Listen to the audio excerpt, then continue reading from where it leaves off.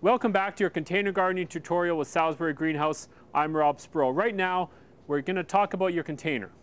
Your container's all planted, it's beautiful, now you got to water it. Pretty important.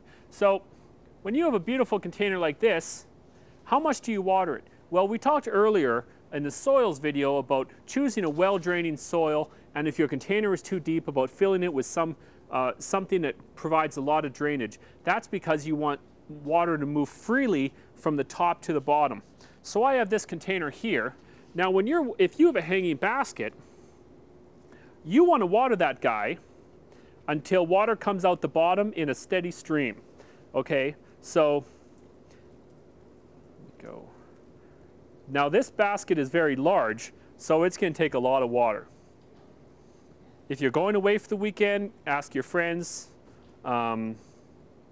Oh, so now I see water start to come out. Now it's starting to drip. And there we go. That's a steady stream. So that's how much to water your hanging basket. Now, if you have a smaller container garden or just an upright container garden, you want to water. You always want to leave a little room in a container garden from the bottom of the soil to the top of the pot. That's because you need some room for the water to go. Now I'm going to water that till the soil's at the top. There you go. And then it comes out the bottom as well. You always want it to come out the bottom because that's going to show you've watered enough. So very important to always make sure, never plant so that the soil is completely flush with the top of the container garden, because there's not going to be anything to hold the water. You're going to water, it's going to all spill out the top, and it's not going to be sucked down.